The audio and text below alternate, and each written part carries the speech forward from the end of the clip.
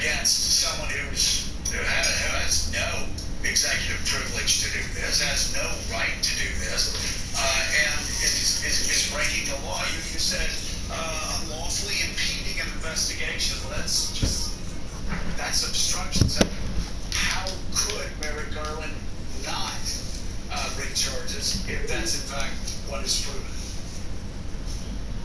I'll interpret that as a rhetorical question rather than what you want me to answer directly. But I will say it is interesting here that I do think it's harder for the Justice Department privilege to prevent a chunk of the executive branch from doing its job. Executive privilege is about preventing outsiders like Congress or the public from learning confidential executive branch things. And so they're throwing these arguments out.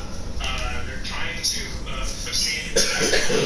create a basis for public relations reasons, for political reasons, to portray this search as unjustified and the Biden administration out of control, as opposed to law enforcement trying to get back classified documents that should not have been there.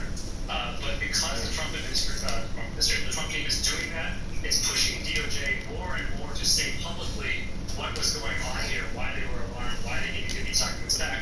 And I think that is going to make it harder for the Justice Department not to decide as a matter of policy discretion to go forward with charging somebody here, because otherwise it looks like they're ignoring a blatant violation of the rule of law. Washington correspondent for the New York Times, Charlie Savage, thank you very much. Meanwhile, as Donald Trump continues to hint at another presidential run, contributor for The Atlantic, Jonathan Rauch, is taking a look at what a second Trump term might look like. Jonathan joins us now, and let's read from some of your argument where you outline how MAGA Trump supporters could derail democracy by emulating the Prime Minister of Hungary, Viktor Orban, and I'll quote, first, install toadies in key positions. Second, intimidate the career bureaucracy. Third, co-opt the armed forces. Bring law enforcement to heel. Even more intimidating to the president's opponents than a complacent military is his securing full control at long last over the Justice Department. Fifth, weaponize the pardon. In Trump's first term, officials stood up to many of his illegal and unethical demands because they feared legal jeopardy. The president has a fix for that too. Sixth, the final blow. Defy court orders. And so, after 4 years, America has crossed Freedom House's line from free to partly free. The president's powers are determined by what he can get away with. He is term limited, but the MAGA movement has entrenched itself, and Trump has demonstrated in the United States what Orban proved in Hungary. The public will accept authoritarianism, provided it is of the creaking variety. We should not be afraid to go against the spirit of the age and build an illiberal political and state system. Orban declared in 2014. Trump and his followers openly plan to emulate Orban. We can't say we weren't. And Jonathan, when I was reading through the first through six, some of them have echoes of his first presidency. Oh, all of them do, except the last.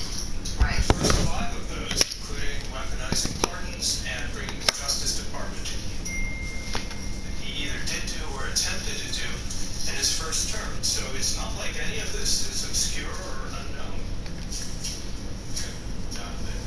Jonathan, there were some guardrails in place in the first administration. Thank goodness there were some experienced hands, both in the military and working around thinking alliances and chief of staff and others who tried at least to push back somewhat and prevent some of Donald Trump's worst instincts. The great fear, as you point out in your piece, is that all of those people will be gone, that it will be absolutely the freak show and the former host of obscure television shows and people who defended him publicly, sketchy lawyers who will be installed in high positions in those guardrails such that they were in the last administration of his, will be gone completely.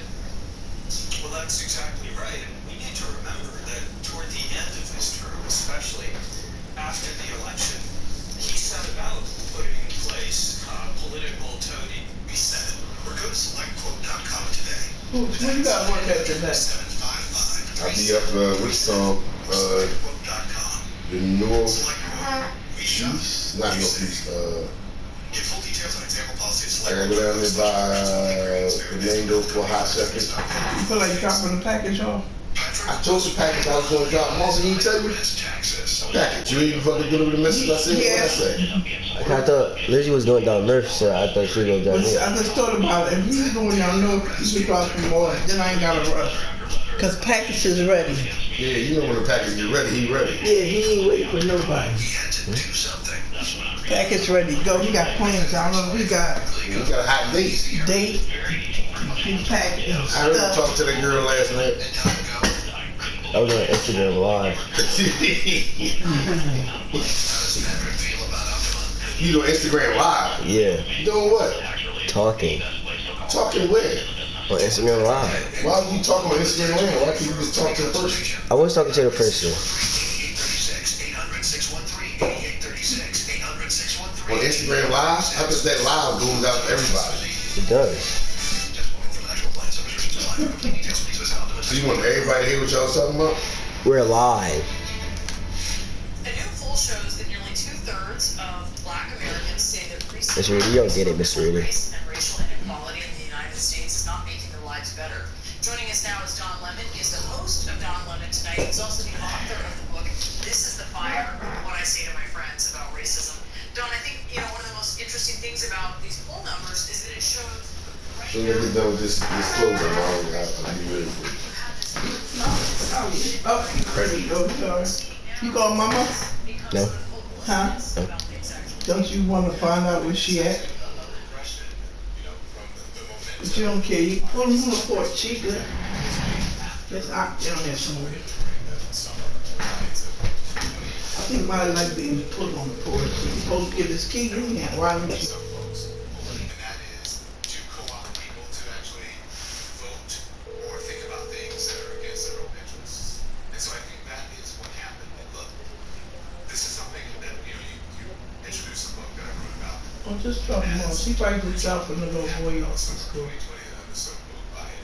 That #1 New York Times by the way, because that's the time where people wanted to learn more.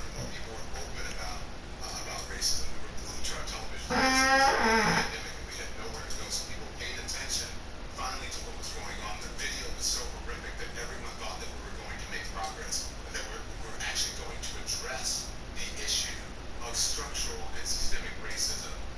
But as it turns out, that did not happen. One, because we had someone in the White House who was saying systemic racism, and then you had members of his own party who were saying the same thing, that there's no systemic racism, and then you had the whole critical race theory thing that came up after that people are now using as a political cudgel rather than using it the right way to talk about how we fix those issues. The issue that you talked about just before I came home, if you look at what's happening in Jackson, Mississippi, you look at Hello. what's happening in Flint, Michigan, these are cities with Hello. large black populations, right? You home? And so if you don't think that there Okay, I'm coming down. Can you leave the door unlocked? systems that are I'm coming down. Can you leave the door unlocked? American system I'm at Lizzie's house. Just tell her I said no. Okay, can you leave the door unlocked? Alright. Okay, thank you.